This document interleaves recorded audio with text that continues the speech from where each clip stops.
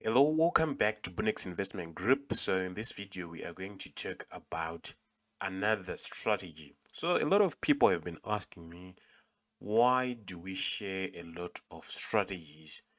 Trading requires a strategy, and a strategy basically gives you the edge to have more odds of winning in trading than losing.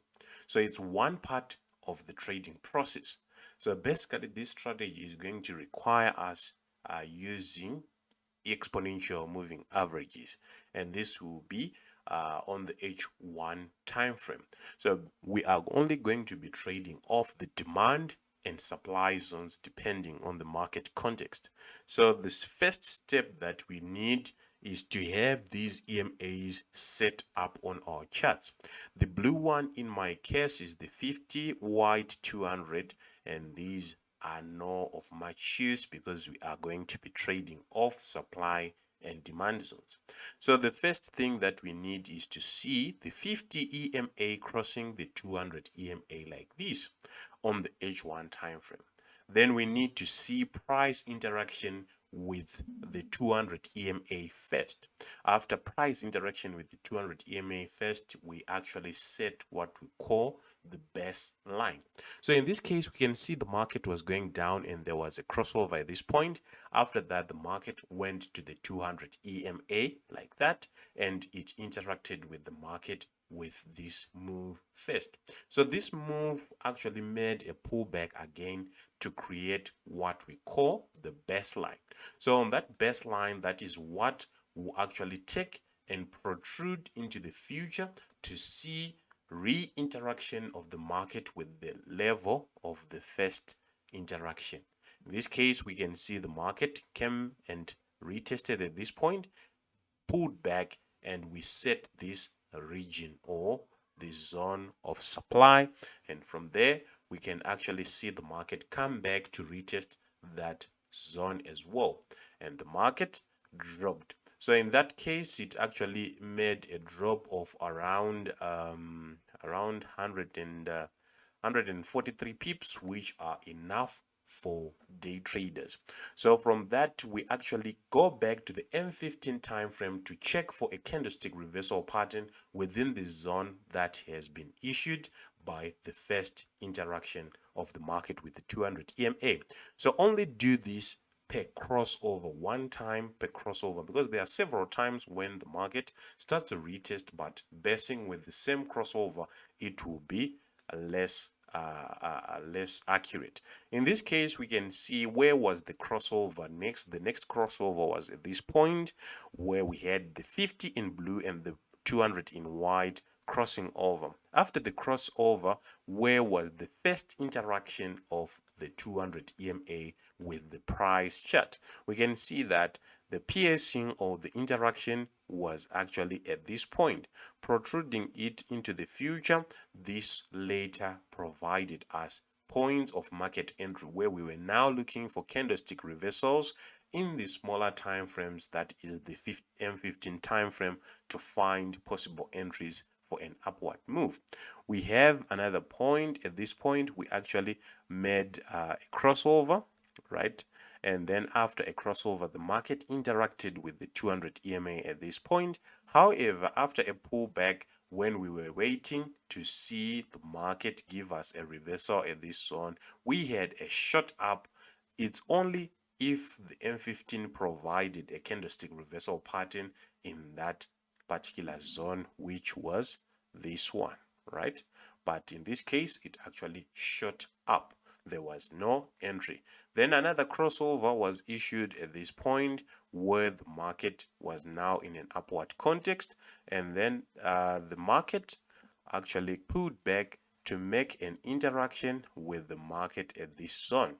Therefore, at this point, that is where we were looking to find entry points on the lower time frames. So whilst we are doing this, you can see that this is completely mechanical. It's likely or less likely to be subjective to anyone because we are actually looking at the same parameters. A crossover is something that will not require us to be forward trading, because some are going to say indicators are lagging, but this crossover is not telling us to buy or sell, but to give us the market bias. And after that crossover, we need the market to at least pierce through the 200. That is what we are referring to as the market interaction with the 200 EMA, and then retest of the same region.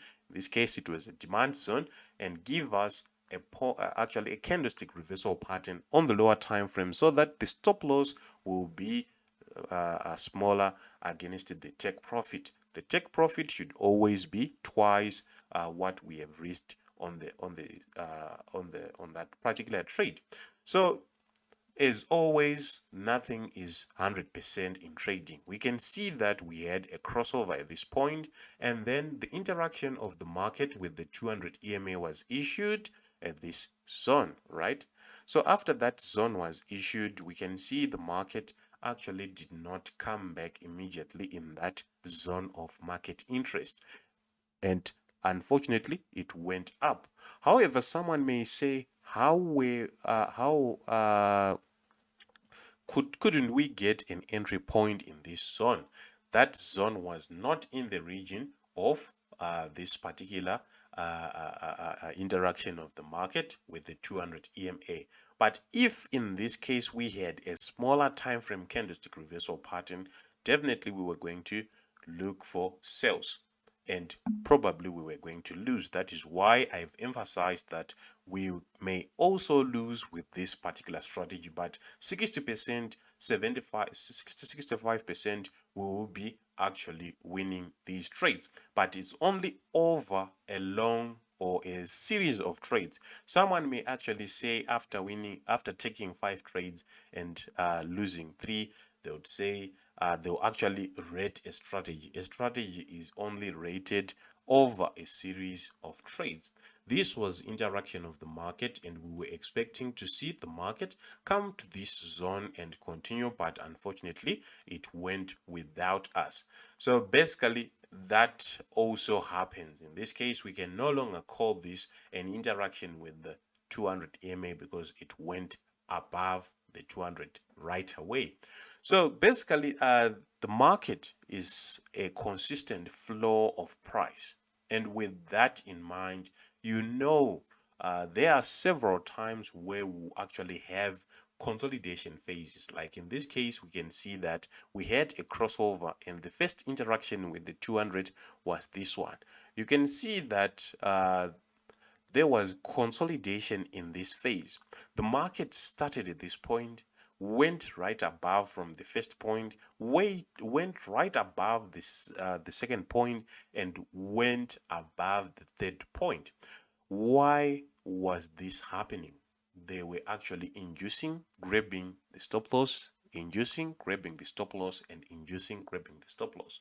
No trader is wise to actually dodge this kind of move, because it's something that is done by the smart money, by the big banks, and you cannot do, or you cannot hide from this kind of behavior. So what we always do is we must make sure that each and every trade we take, we are actually expecting a loss as well. If we do that, we have a positive expectancy in our trading, and that will help us in our psychology and the future of getting winning trades.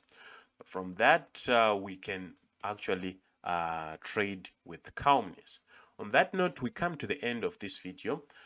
Try to backtest first before you apply this particular strategy to real markets.